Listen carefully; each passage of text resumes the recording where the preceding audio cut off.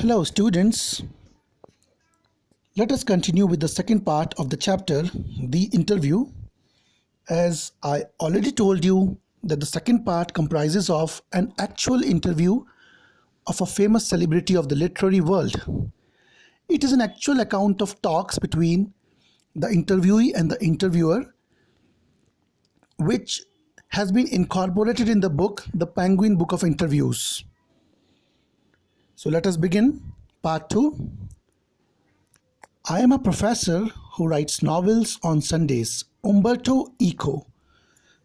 So, what is the name of the celebrity whose interview is being taken? It's Umberto Eco. The interviewee in this interview is Umberto Eco. You must be knowing what is an interviewee. Interviewee is a person whose interview is taken. An interviewer is the person who takes the interview. Sometimes it's a reporter or a journalist or a correspondent or an anchor or a host. So the name of the person is Umberto Eco, and one of the quotes spoken by him are being given here. I am a professor who writes novels on Sundays. It's been said by Umberto Eco. वो बोलते हैं मैं एक professor हूँ जो novels Sundays को लिखता है. मतलब मैं कॉलेज में प्रोफेसर हूँ. My main occupation is I am a professor, but yes, as a hobby, as an ancillary activity, as a time pass, I writes novels also. Primarily novels on Sundays. The following is an extract from an interview of Umberto eco.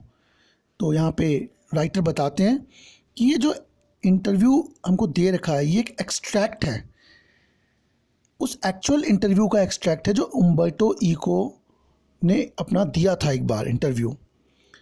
The interviewer is Mukund Padmanabhan from the Hindu. और जो interview लेने वाला व्यक्ति है उसका नाम है Mukund Padmanabhan from the Hindu. वो हिंदू न्यूज़पेपर का रिपोर्टर है. Umberto Eco, a professor at the University of Bologna in Italy, had already acquired a formidable reputation as a scholar. अब यहाँ पे उम्बर्टो ईको के बारे में कुछ बताया जा रहा है. ये एक प्रोफेसर हैं एक बहुत ही रिनाउंड यूनिवर्सिटी के, इटली की यूनिवर्सिटी ऑफ बोलोग्ना. और राइटर बता रहे हैं कि इन्होंने काफ़ी फॉर्मिडेबल रेपुटेशन कमाई है उस यूनिवर्सिटी में. Formidable reputation means, formidable means great, immense, ज़बरदस्त. अपनी एक बहुत ज़बरदस्त रेपुटेशन इन्होंने बना रखी है अपनी लिटरेरी टैलेंट्स की वजह से. As a scholar for his ideas on semiotics, the study of science, literary interpretation and medieval aesthetics before he turned to writing fiction. अब इन्होंने जो रेपुटेशन बनाई है वो as a scholar. Scholar means a specialist और a studious person को scholar बोलते हैं. तो अपने आइडियाज़ के लिए इन्होंने रेपुटेशन बनाई है. आइडियाज़ किस मैटर में? सीमियोटिक्स में. सीमियोटिक्स का मतलब होता है it's the study of science, जो साइन लैंग्वेज में बात की जाती है. जनरली ह्यूमन कम्युनिकेशन में भी हम बहुत सारी साइंस का यूज़ करते हैं. जैसे देखा होगा थम्स अप दिखाते हैं, कभी कुछ और तरह के भी गेस्चर्स, आर्टिकुलेशन हम करते हैं. तो उनकी सब स्टडी को हम सीमियोटिक्स कहते हैं, साइंस की स्टडी को. उसका लिटरेरी इंटरप्रिटेशन मतलब होता है किसी भी रिटन टेक्स्ट का इंटरप्रेट करना, उसको समझने के लिए. जैसे अभी हम चैप्टर पढ़ रहे हैं तो हम लाइन बाय लाइन इसको पढ़ रहे हैं, तो हम इसका क्या कर रहे हैं? लिटरेरी इंटरप्रिटेशन कर रहे हैं. हम भी अभी वही काम कर रहे हैं, क्योंकि हर एक का इंटरप्रिटेशन अलग तरह का हो सकता है. तो इनका इंटरप्रिटेशन एक बहुत ही इंटेलेक्चुअल फ्रेम ऑफ माइंड से होता था, तो उसमें इन्होंने बहुत रेपुटेशन कमाई थी. And medieval aesthetics before he turn to writing fiction. और मिडिवल मतलब मिडल एजेस की जो एस्थेटिक्स होती थी. मिडल एजेस में aesthetics is actually the study of beauty और the psychological responses to beauty. हम ब्यूटी को किस तरह से परसीव करते हैं, क्या हमारा पर्सपेक्टिव रहता है ब्यूटीफुल चीज़ों के लिए. हर एक के अपने अलग अलग साइकोलॉजिकल रिस्पॉन्सेज होते हैं ब्यूटी को लेके. कोई चीज़ किसी के लिए ब्यूटीफुल हो सकती है, कोई चीज़ किसी के लिए ब्यूटीफुल नहीं हो सकती है ना. तो beauty actually lies in the eyes of the beholder, कहते हैं देखने वाले की नज़र में ही खूबसूरती होती है। तो उस आर्ट को देखने वाला एक पत्थर को भी एक बहुत ही आर्टिस्टिक नज़र से देख सकता है, और नहीं देखने वाला तो किसी ब्यूटीफुल सी स्टैच्यू को भी पत्थर ही समझेगा। तो before he turn to writing fiction, तो यहाँ पे हमको राइटर बताते हैं कि जो ये उम्बर्टो इको थे, इन्होंने इन सब चीज़ों के लिए बहुत अच्छी रेपुटेशन बनाई थी, इन चीज़ों को स्टडी करने में, जब तक वो फिक्शन नहीं लिखते थे। इन सब चीज़ों में उनकी रेपुटेशन बन गई थी, उसके बाद तो उन्होंने फिक्शन लिखना शुरू कर दिया था। फिक्शन का मतलब होता है काल्पनिक कथाएं या काल्पनिक books. For example Harry Potter, the jungle book, Alice in wonderland, all these are fiction, something imaginary, figment of imagination. Literary fiction, academic texts, essays, children's books, newspaper articles. His written output is staggeringly large and wide-ranging. अभी बताते हैं यहाँ पे कि ये जो उम्बर्टो eco थे, इनका जो लिटरेरी आउटपुट था, इनका जो अकेडमिक आउटपुट था, वो बहुत ही वास्ट था।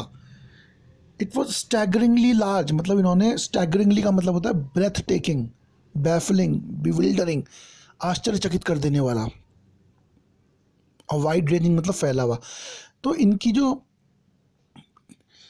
कंपोजिशंस थे, जो इनके रिटन वर्क्स थे, वो बहुत वैरायटी में थे और बहुत ज़्यादा थे।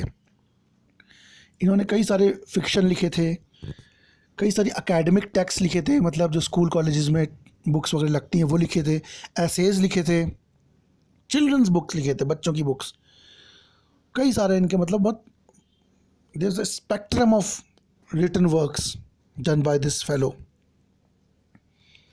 In 1980, he acquired the equivalent of intellectual superstardom with the publication of The Nature of the Rose, which sold more than 10 million copies.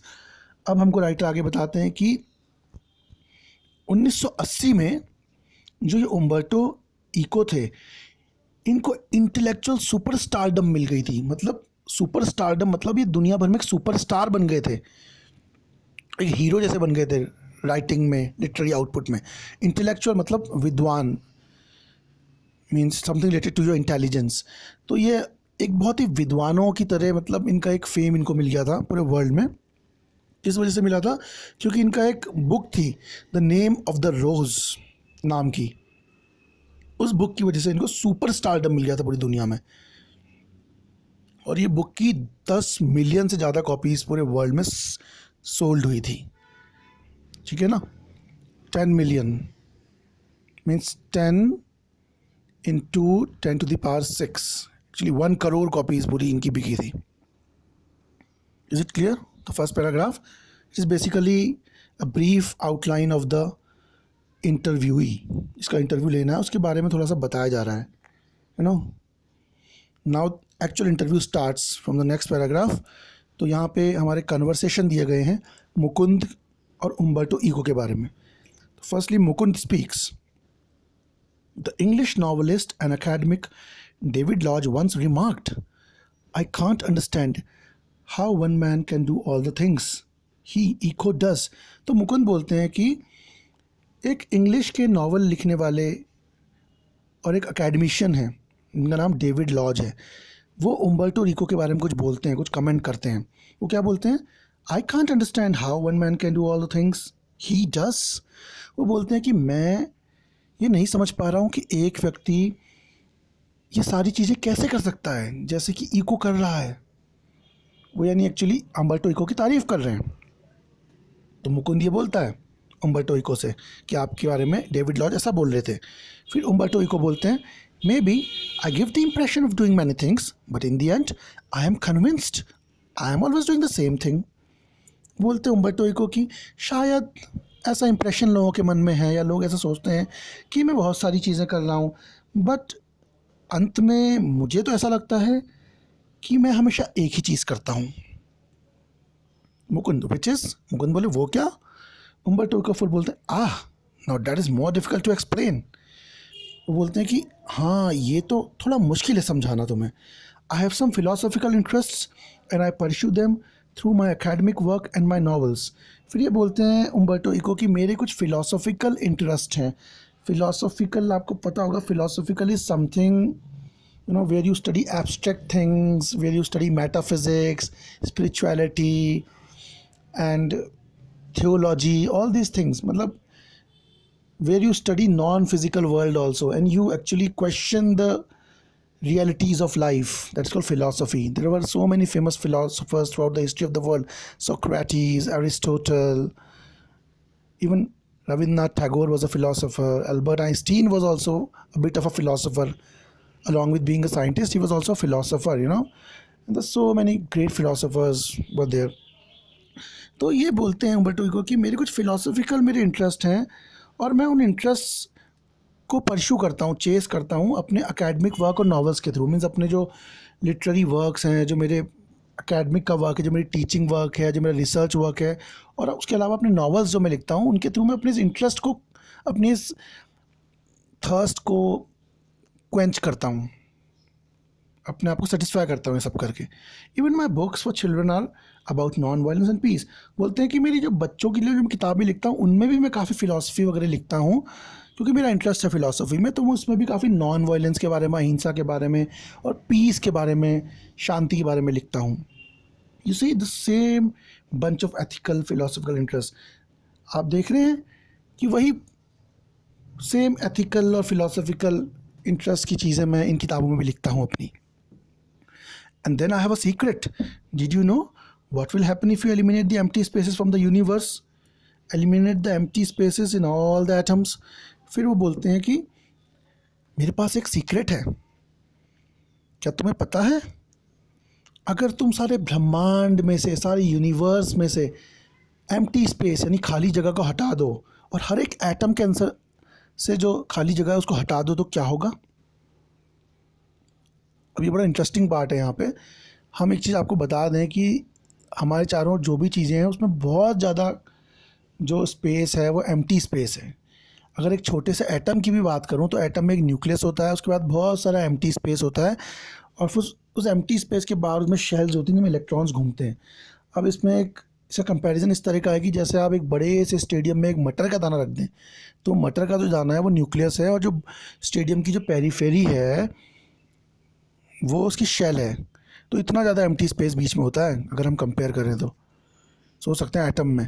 और वैसे ही हर एक जगह पे यूनिवर्स में बहुत एम्प्टी स्पेस है. अगर हम उस सारे एम्प्टी स्पेस को हटा दें तो हमारे पास कुछ नहीं बचेगा, बहुत कम हमारे पास कॉन्क्रीट चीज़ें बचेंगी. The universe will become as big as my fist. तो ये बताते हैं कि यूनिवर्स इतना छोटा हो जाएगा एम्प्टी स्पेस की वजह से ही बड़ा है वो. उसका जो एक्सपांशन है पूरा, it is because of the empty space. अगर एम्प्टी स्पेस हटा दोगे तो केवल एक मुट्ठी के बराबर हो जाएगा पूरा यूनिवर्स.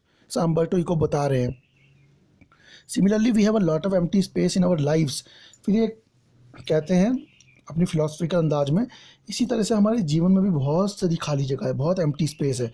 मतलब यहाँ पे इनका मतलब है कि हमारे जीवन में बहुत सारा टाइम हमको मिलता है जिसको हम वेस्ट कर देते हैं.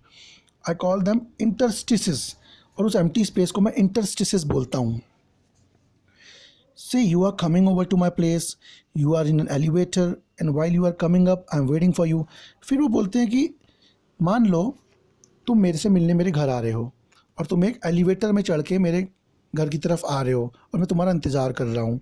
This is an interstice, an empty space. और जो वो इंतज़ार का टाइम है वो जैसे एक एम्प्टी स्पेस है, एक इंटरस्टिस है. I work in empty spaces, और मैं इसी तरह की एम्प्टी स्पेसेस में मैं काम करता हूँ. नॉवल वगैरह लिखना या अपना कोई भी रिटर्न वर्क करना या लिटरेरी वर्क करना. While waiting for your elevator to come up from the first to the third floor I have already written an article loves. फिर वो बोलते हैं कि तुम्हारा इंतज़ार करते करते जब तक तुम एलिवेटर से मेरे घर को आ रहे हो, यानी फर्स्ट फ्लोर से अगर तुम बैठे हो, थर्ड फ्लोर में मैं रहता हूँ, जब तक तुम लिफ्ट में वहाँ तक आओगे उतनी देर में मैं तो काफ़ी रिटर्न वर्क कर चुका हूँगा, मैं एक आर्टिकल लिख चुका हूँगा. फिर हंसते हैं और व्यंग कसते हैं कि मैं इस तरह का मतलब कैलकुलेटेड हूँ, इतना ज़्यादा मैं अपने टाइम को वैल्यू करता हूँ, बिल्कुल भी टाइम वेस्ट नहीं करता. कहीं मुझे थोड़ा सा भी चंक मिलता है खाली समय का तो मैं उसे यूज़ करता हूँ. तो students, this is actually the secret of success in life. Every second is precious. Even 1 second wasted cannot be retrieved, cannot be taken back, cannot be revived. Even after even after you pay millions of dollars, you cannot take back that one moment uselessly spent. तो ये बहुत important success मंत्रा है हमको अपने जीवन में जो लाना चाहिए। Time is so precious. ये सब बातें सुन के मुकुंद फिर बोलते हैं, not every one can do that of course, your non fictional writing, your scholarly work has a certain playful and personal quality about it. फिर मुकुंद बोलते हैं कि जी दुनिया में हर कोई आपकी तरह नहीं कर सकता उम्बर्टो जी। आपका जो नॉन फिक्शनल राइटिंग है, नॉन फिक्शन मतलब जो नॉन फिक्शन, जो फिक्शन नहीं है, मतलब जो रियल हो, जो फैक्ट बेस्ड हो, जो सीरियस और रियल राइटिंग होती है, तो आपकी जो बिल्कुल सीरियस और रियल राइटिंग है, और आपका जो स्कॉलरली वर्क है has a certain playful and personal quality about it. और आपके उन सीरियस राइटिंग्स में, सीरियस वर्क में भी हमको कुछ प्लेफुलनेस दिखाई देती है, कुछ पर्सनल क्वालिटी दिखाई देती है। जनरली क्या होता है, जो बहुत सीरियस टाइप की चीज़ें होती हैं, कम राइटिंग होती है, जो फैक्ट बेस्ड होते हैं बिल्कुल, उसमें हम क्या होता है, ज़्यादातर हम उसमें पॉइंट टू पॉइंट चीज़ें देखते हैं, और हम ज़्यादा उसमें फ़न नहीं देखते, कुछ ज़्यादा उसमें पर्सनल एलिमेंट नहीं देखते, है ना। फॉर एग्जांपल हम कोई साइंस की बुक पढ़ें, फिजिक्स की, या कोई भी ऐसा वर्क जिसमें फैक्ट बेस्ड जो स्टडीज़ होती है, उसमें कोई राइटर की पर्सनल ओपिनियंस या उसका कोई पर्सनल एक्सपीरियंस हम नहीं देखते, है ना उसमें ज़्यादा हम कुछ एंटरटेनमेंट देखते हैं, कुछ फ़न देखते हैं। लेकिन उम्बर्टो इको एक ऐसे राइटर थे जो हर जगह अपना एक पर्सनल टच देते थे, अपना एक पर्सनल एक्सपीरियंस उसमें डाल देते थे, उसको थोड़ा सा मोर इंटरेस्टिंग, मोर अपीलिंग बना देते थे, थोड़ा ज़्यादा उसको फ़नी बना देते थे, जिससे रीडर को बड़ा इंटरेस्ट आता था उसे पढ़ने में। It is a mark departure from a regular academic style. तो फिर मुकुंद बोलते हैं कि आपका जो राइटिंग स्टाइल है वो तो भाई रेगुलर जो स्टाइल्स हैं लिखने के सीरियस टेक्स्ट को, उससे बहुत डिफरेंट है। मार्क्ड डिपार्चर, मार्क मतलब काफ़ी उससे डिपार्ट, दूर है, उस कन्वेंशनल तरीक़ों से काफ़ी अलग तरह से आप लिखते हैं। Which is invariably depersonalised and often dry and boring. जो कन्वेंशनल तरीके हैं वो तो बड़े डीपर्सनलाइज्ड है, उसमें कोई पर्सनल एलिमेंट नहीं होता राइटर का, अपना कोई पर्सनल चीज़ें वो शेयर नहीं करता या अपने पर्सनल एक्सपीरियंसेस नहीं बताता। इनवेरिएबली मतलब बिल्कुल तो वेरी ना करे, या बिल्कुल हमेशा वैसा ही रहे, इनवेरिएबली कहते हैं उसको, है ना।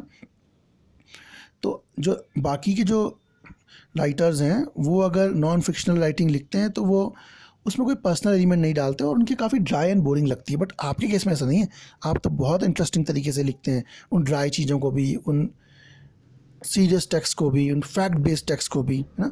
Have you consciously adopted an informal approach और is it something that just came naturally to you. फिर मुकुंद क्वेश्चन करते हैं कि क्या आपने ये कॉन्शियसली, मीन्स जानबूझ के, विलफुली ये चीज़ अडॉप्ट करी, एक इनफॉर्मल अप्रोच अपनी राइटिंग्स में, एक पर्सनल अप्रोच, या फिर एक आपके अंदर नेचुरल तरीके से था पहले से ही, या आपने खुद जानबूझ के अडॉप्ट किया, ये क्वेश्चन करते हैं। तो उम्बर्टो इको बोलते हैं, when I presented my first doctoral dissertation in Italy, one of the professors said, scholars learn a lot of a certain subject, then they make a lot of false hypotheses, then they correct them, and at the end they put the conclusions. You on the contrary told the story of your research.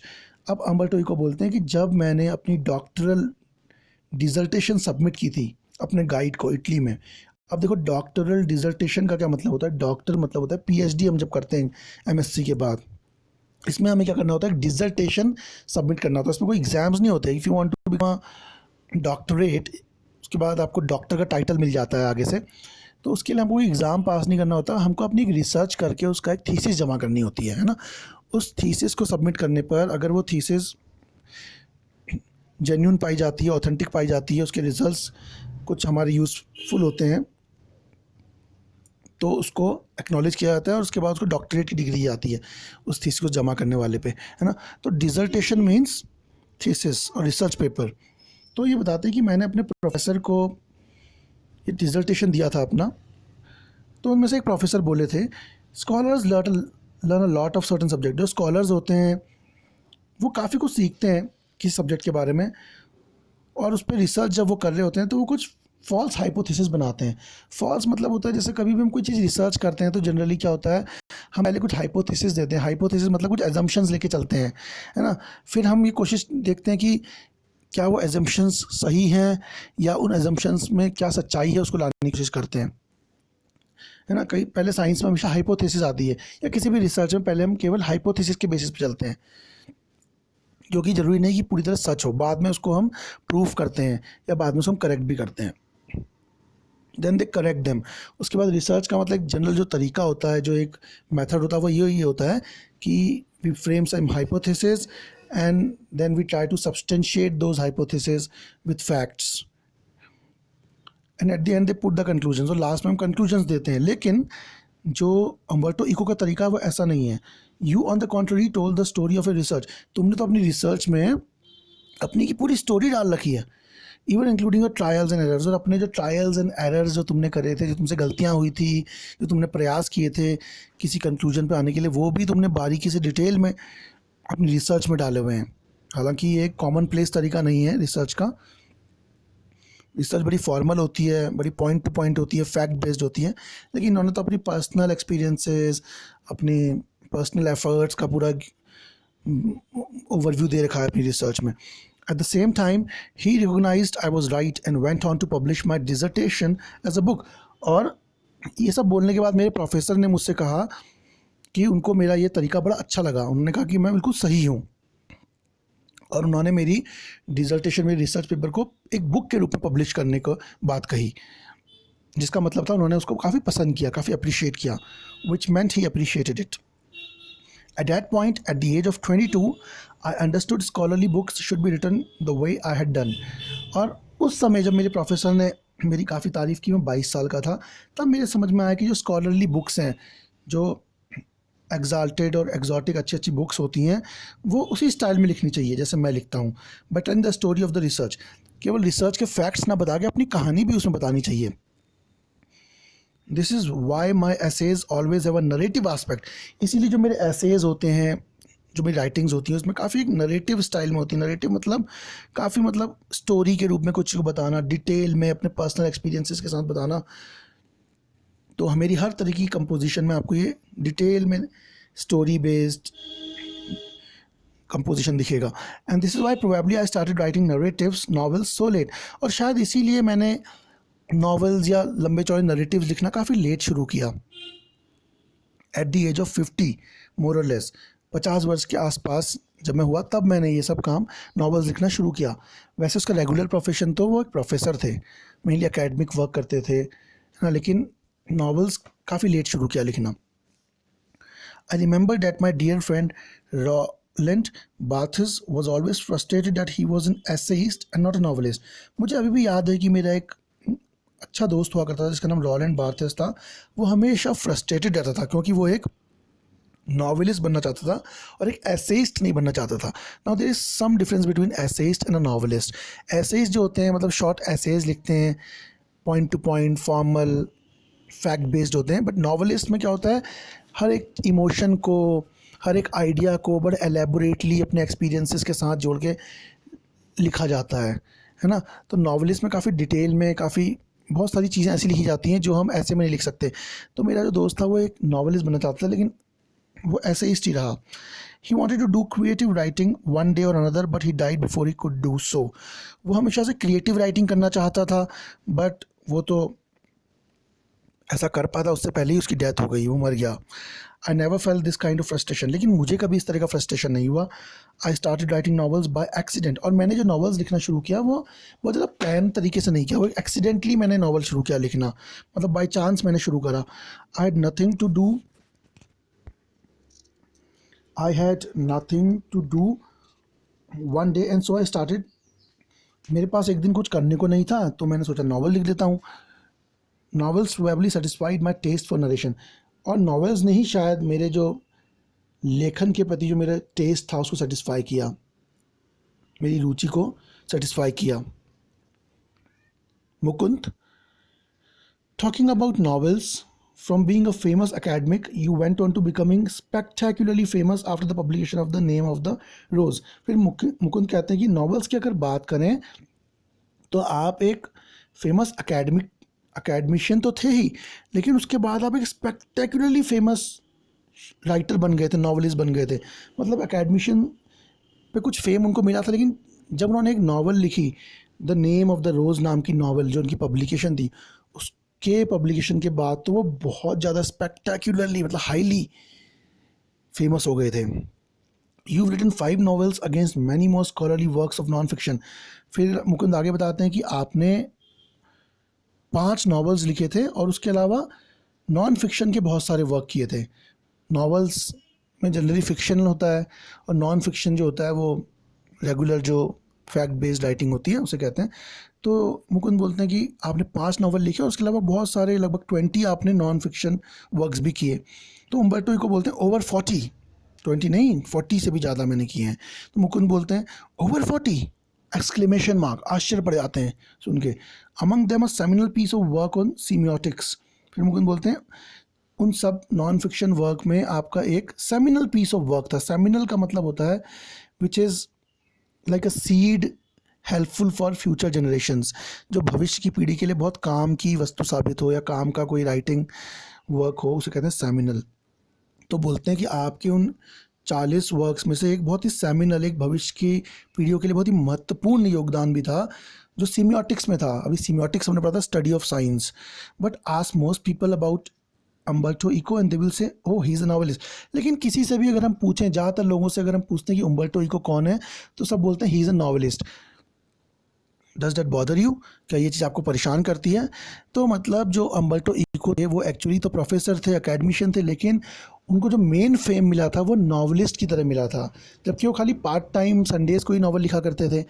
तो ज़्यादातर दुनिया के लोग उन्हें novelist के रूप में जानते थे। तो अब मुकुंद उनसे पूछते हैं क्या आपको ये बात जान के दुख होता है कि लोग आपको एक प्रोफेसर ना जान के एक नॉवलिस्ट के रूप में जानते हैं? नाउ उम्बर्टो इको बोलते हैं yes, because I consider my self a university professor who rights novels on Sundays. तो उम्बर्टो इको बोलते हैं हाँ मुझे दुख होता है क्योंकि मैं तो अपने आप को यूनिवर्सिटी प्रोफेसर मानता हूँ और जो खाली नॉवल मैं संडे को लिखता हूँ as a hobby. It's not a joke, और ये कोई मजाक नहीं है। I participate in academic conferences and not meetings of pen clubs and writers. और मेरे सारे काम अकेडमिक रिलेटेड होते हैं और मैं सारी मीटिंग्स वगैरह भी अकेडमिक्स की मीटिंग्स अटेंड करता हूँ। जो प्रोफेसर्स की कॉलेज वगैरह की मीटिंग होती हैं उन कॉन्फ्रेंसेस में मैं जाता हूँ, और ना मैं पेन क्लब्स एंड राइटर्स की मीटिंग्स में नहीं जाता। पेन क्लब्स एंड राइटर्स की वो मीटिंग जो नॉवलिस्ट की और पोएट्स की और इनकी जो मीटिंग्स होती है उसमें ना जाके मैं तो अपनी अकेडमिक मीटिंग्स में जाता हूँ। आई identify my self with the academic community, और मैं अपनी पहचान एक अकेडमिक कम्युनिटी के मेंबर के रूप में मानता हूँ, एक प्रोफेसर के रूप में, एक अकेडमिशियन के रूप में। But okay if they most people have read only the novels, laughs and shrugs. फिर वो बोलता है लेकिन कोई बात नहीं, इट्स ओके अगर ज़्यादातर इन लोगों ने सिर्फ मेरी नॉवेल्स ही पढ़ी हैं और ये लोग केवल नॉवेल्स ही पढ़ते हैं तो अच्छा है, फिर हंसते हैं वो। Laughs and shrugs, laughs means हंसते हैं, श्रग्स मीन्स अपने कंधे को ऐसे उचका देना। I know that by writing novels I reach larger audience. फिर ये बोलते हैं कि मैं ये बात जानता हूँ कि नॉवेल्स लिखने से मेरी रीच बहुत बढ़ जाती है। मतलब नॉवेल्स जनरली हर कोई पढ़ता है ना। अकेडमिक वर्क तो सब लोग नहीं पढ़ेंगे ना, वो तो सब्जेक्ट जिनका होगा वही पढ़ेंगे, लेकिन नॉवेल्स हर कोई पढ़ता है, तो इसलिए उनकी पहचान और उनकी पहुंच बढ़ जाती है लार्जर ऑडियंस तक। I can not expect to have 1 million readers with stuff on semiotics. फिर ये बोलते हैं कि मैं उम्मीद नहीं करता कि सेमियोटिक्स की कोई चीज़ लिखने पे मैं 1 मिलियन रीडर्स को अचीव कर पाऊँगा। मतलब सेमियोटिक्स को कौन पढ़ेगा? जो सेमियोटिक का स्टूडेंट होगा वही तो पढ़ेगा, लेकिन नॉवेल्स तो हर कोई पढ़ेगा। तो 1 मिलियन रीडर्स तो केवल नॉवेल्स लिखने पे ही मुझे मिलेंगे। फिर मुकुंद बोलते हैं which brings me to my next question, the name of the rose is a very serious novel. Mukund बोलते हैं अब आपकी ये बात मुझे मेरे अगले क्वेश्चन पे लाती है। जो आपकी बुक है द नेम ऑफ द रोज, ये तो एक बहुत ही सीरियस नॉवल है, बहुत ही गंभीर ग्रेव नॉवल है। It's a detective yarn at one level but it also delves into metaphysics, theology and medieval history. फिर वो नॉवलकार बताते हैं कि ये एक डिटेक्टिव यान है, मतलब एक जासूसी कहानी है। यान मतलब अ वेरी लॉन्ग स्टोरी, एक लंबी सी स्टोरी है जासूसी। इसीलिए एक स्तर पे तो ये स्टोरी है, लेकिन वहीं पे इसमें बहुत सारी और चीज़ें भी हैं। इट डेव्स इनटू, डेव्स मतलब इसके अंदर अगर हम घुसेंगे, नॉवल के अंदर जाएंगे, जब हम पढ़ेंगे तो हमको और चीज़ें भी जानने को मिलेंगी। जैसे इसमें मेटाफिजिक्स है। मेटाफिजिक्स मतलब वही आध्यात्मिक, स्पिरिचुअल, नॉन फिजिकल वर्ल्ड की चीज़ें। थियोलॉजी है, theology is again religions and spirituality. And medieval history, और मिडल एजेस की जो हिस्ट्री है उसके भी हमको इसमें एलिमेंट्स या एस्पेक्ट्स मिल जाएंगे। Yet it enjoyed a huge mass audience. उसके बाद भी, इतनी सारी चीज़ें होने के बाद भी, मतलब इसमें इसका बहुत ज़्यादा मास ऑडियंस है, मतलब इसकी रीडरशिप बहुत ज़्यादा है, इसके बहुत ज़्यादा रीडर्स हैं। जबकि इसमें इतनी सारी चीज़ें हैं तो थोड़ी बोरिंग सी लग रही है ना, थियोलॉजी, हिस्ट्री, मेटाफिज़िक्स, इतना होने के बाद भी ऐसा लग रहा है कोई मतलब एकेडमिक कोई बुक हो, उसके बाद भी इसके इतने ज़्यादा ऑडियंस हैं। Were you puzzled at all by this? क्या आप इस चीज़ से बड़े पजल्ड हो जाते हैं ऐसा देख के कि इसके इतने ज़्यादा ऑडियंस हैं? आपको आश्चर्य होता है? फिर उम्बर्टो इको बोलते हैं, नो, जर्नलिस्ट आर पजल्ड। मैं क्यों पजल होऊंगा? जर्नलिस्ट पजल हो जाते हैं, रिपोर्टर्स और जर्नलिस्ट जो होते हैं ना, वो पजल हो जाते हैं। एंड समटाइम्स पब्लिशर्स, और कभी कभी मेरे पब्लिशर्स जो मेरे बुक को पब्लिश करते हैं वो पजल हो जाते हैं इतना सारा इसका ऑडियंस देख के। And this is because journalist and publishers believe that people like trash and don't like difficult reading experiences.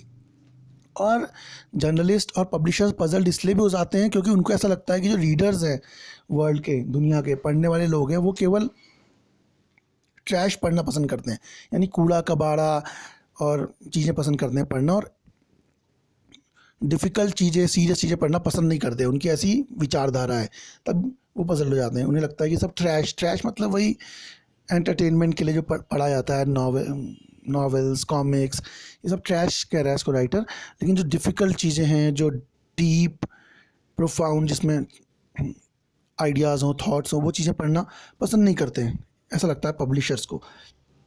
Consider there are 6 billion people on this planet. The name of the rose sold between 10 and 15 million copies.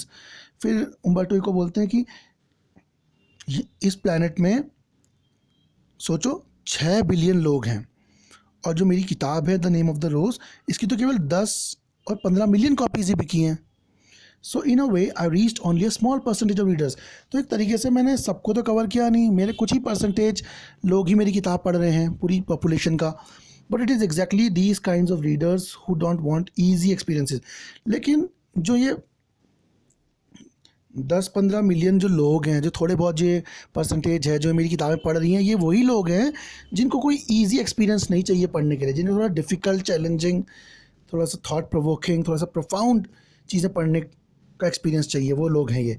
और at least don't always want this. और कम से कम ये वो लोग हैं जो हमेशा trash पढ़ना पसंद नहीं करते, जो हमेशा लाइट चीज़ें और चीप टाइप की चीज़ें पढ़ना पसंद नहीं करते, थोड़ा सा डेप्थ वाली चीज़ें पढ़ना पसंद करते हैं। कम से कम हमेशा तो नहीं पसंद करते, है ना। I myself at 9 PM after dinner watch television and want to see either Miami Vice और एमरजेंसी रूम। फिर ये उम्बर्टो बोलते हैं कि मैं खुद 9 बजे के बाद, अपना रात का डिनर करने के बाद थोड़ी देर टीवी देखा करता हूँ, और टीवी में मायामी वाइस और एमरजेंसी रूम नाम के 2 प्रोग्राम्स हैं, उनको देखता हूँ। जैसे हमारे बिग बॉस वगैरह आता है टीवी में, उस तरह के प्रोग्राम है ये, तो वो देखता हूँ।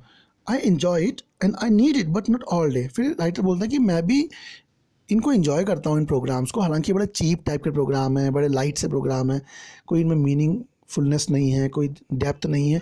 मैं खाली एंटरटेनमेंट के लिए, रिक्रिएशन के लिए इन प्रोग्राम्स को देखता हूँ। मुझे थोड़ी इनकी ज़रूरत भी है अपना माइंड फ्रेश करने के लिए, लेकिन मैं हमेशा पूरे दिन नहीं देखता ये चीज़ें। यानी लोगों को कुछ सीरियस चीज़ें भी चाहिए होती हैं पढ़ने के लिए, हमेशा ही वो लाइट चीज़ों के पीछे नहीं भागते, हमेशा वो एंटरटेनमेंट के पीछे नहीं भागते। ये चीज़ बताना चाह रहे हैं हमको यहाँ पे उम्बर्टो इको। फिर मुकुंद बोलते हैं, could the huge success of the novel have anything to do with the fact that it dealt with a period of medieval history that. फिर मुकुंद बोलते हैं कि क्या ऐसा हो सकता है कि आपका जो ह्यूज सक्सेस आपकी नॉवल को मिली है, ये सक्सेस के पीछे कुछ ऐसी बात हो कि आपने अपनी किताब में मिडल एजेस की हिस्ट्री दे रखी है, या मिडिवल हिस्ट्री आपने डाली हुई है, शायद इस वजह से लोग पसंद करते हो। उसके रिस्पॉन्स में उम्बर्टो इको बोलते हैं, that's possible but let me tell you another story. ऐसा मुमकिन है, लेकिन मैं तुम्हें एक दूसरी कहानी बताता हूँ। Because I often tell stories like a Chinese wise man. क्योंकि मैं हमेशा जो कहानियाँ बताता हूँ वो एक बहुत ही सगैशियस वाइज मैन की तरह बताता हूँ, Chinese wise man. Chinese wise man जो होते हैं बड़े विजडम से भरे हुए लोग माने जाते हैं, तो उस स्टाइल में मैं अपनी स्टोरीज़ बताता हूँ। My American publisher said, while she loved my book, she didn't expect to sell more than 3,000 copies in a country where nobody has seen a cathedral or studies Latin. तो मेरी जो एक किताब की पब्लिशर थी, American publisher, वो मुझसे बोली थी कि उन्हें मेरी किताब बहुत पसंद आई थी, लेकिन उनको उम्मीद नहीं थी कि इस किताब की 3,000 से ज़्यादा कॉपीज़ बिकेंगी। खासकर अमेरिका में, एक ऐसे देश में जहाँ पे किसी ने कभी कैथेड्रल नहीं देखा होता और जहाँ कभी किसी ने लैटिन लैंग्वेज नहीं पढ़ी होती। जो एक लैटिन लैंग्वेज है, बड़ी रिच लैंग्वेज है, बड़ी स्टैंडर्ड लैंग्वेज मानी जाती है। इंग्लिश लैंग्वेज के ज़्यादातर वर्ड्स जो हैं लैटिन लैंग्वेज से ओरिजिनेट हुए हैं। और कैथेड्रल होता है एक हेड चर्च, मतलब जैसे कभी क्या होता है वेस्टर्न कंट्रीज़ में आप देखें cathedral is the main branch of a church. Means बहुत सारे चर्चिज़ का जो एक हेड ऑफिस होता है उसे हम कैथेड्रल बोलते हैं। और कैथेड्रल में जो प्रीस्ट होते हैं, जो फादर्स होते हैं, है ना, वो बनने के लिए आपको you should have a doctor's degree, you should have a PhD in theology, है ना, you should have a PhD in metaphysical sciences, spirituality. उसमें अगर आप PhD कर लेंगे, डॉक्टरेट की डिग्री आपको मिल जाएगी, तब आप उसके फादर बन पाएंगे या वहाँ के कैथेड्रल के प्रीस्ट बन पाएंगे। तो ये बोलती है कि मुझे उम्मीद नहीं थी कि 3,000 से ज़्यादा आपकी यहाँ बुक्स बिकेंगी, क्योंकि यहाँ पे तो कोई कैथेड्रल को जानता ही नहीं है, क्योंकि यहाँ के लोग ज़्यादातर स्पिरिचुअल नहीं है। दे आर आइदर एथीस्ट और agnostic and they have no penchant, no affinity for metaphysical things, and your book is mainly about metaphysics. और उसकी जो लैंग्वेज है वो भी काफ़ी रिच है, लैटिन लैंग्वेज है, तो यहाँ किसी को लैटिन भी नहीं पता। तो मुझे उम्मीद नहीं थी कि 3,000 से ज़्यादा बुक्स आपकी बिकेंगी। ये कौन बोलता है? ये उसकी दोस्त बोलती है जो अमेरिकन पब्लिशर है। So I was given an advance for 3,000 copies but in the end it sold 2 or 3 million in the US। लेकिन जब उसने ऐसा बोल के मुझे केवल 3,000 कॉपीज़ का ही एडवांस दिया कि 3,000 से ज़्यादा तो क्या ही बिकेंगे, 3,000 का आप पैसा रख लो। लेकिन लास्ट में ऐसा हुआ कि उसकी 2 से 3 मिलियन कॉपीज़ पूरे अमेरिका में बिकी। मीन्स 20 से 30 लाख कॉपीज़ बिकी। तो it's really surprising. A lot of books have been written about the medieval past far before mine। फिर हमको आगे बताते हैं उम्बर्टो इको कि मुझसे भी पहले मिडाइवल हिस्ट्री के बारे में बहुत सारी किताबें लिखी गई हैं। I think the success of the book is a mystery. लेकिन जो मेरी किताब की जो सक्सेस है वो एक रहस्य है, वो मिस्ट्री है। वो कैसे इतनी सारी उसकी सेल हो गई, इतनी उसकी पब्लिकेशंस बिक गए, ये एक रहस्य है। Nobody can predict it. कोई इसको प्रिडिक्ट नहीं कर सकता, मतलब कोई इसको भविष्यवाणी नहीं कर सकता है, फोरकास्ट नहीं कर सकता कि कैसा क्यों हुआ या क्या इसका रीज़न था। Nobody can speculate on it. I think if I had written the name of the rose 10 years earlier or 10 years later, it wouldn't have been the same। और मुझे ऐसा लगता है कि जो नेम ऑफ द रोज़ अगर मैंने 10 साल पहले लिखी होती या 10 साल बाद लिखी होती तो शायद उसकी सेल इतनी नहीं होती, शायद उसकी इतनी कॉपीज़ लोग नहीं पसंद करते या नहीं बिकती। अब पता नहीं इसी टाइम पे कुछ उसका ऑस्पिशियस ओकेजन रहा होगा या ऑस्पिशियस स्टार्स रहे होंगे राइटर के, है ना। इट्स ऑल अ मिस्ट्री कि इसी टाइम पे उसने लिखा तो इतनी सारी बिक गई। कभी कभी स्टार्स बड़े फेवरेबल हो जाते हैं ना हमारे, we call them opportune moments in life और प्रोपिशियस मोमेंट्स और conducive moments, congenial moments, favourable stars, है ना। कभी कभी फॉर्चून बड़ा हाई रहता है हमारा, तो उस पर्टिकुलर टाइम में कुछ चीज़ें हो जाती हैं अच्छी। तो वही बता रहा है राइटर यहाँ पे, it wouldn't have been the same, why it worked at that time is a mystery. और उस समय ये कैसे काम कर गया और मेरी इतनी बुक्स कैसे बिक गई, ये हमेशा एक रहस्य ही रहेगा। So students, this is all about the second part of this chapter. Now this chapter is complete. If you face any difficulty in any line, you can send me a message in WhatsApp. Till then, take care. Best of luck.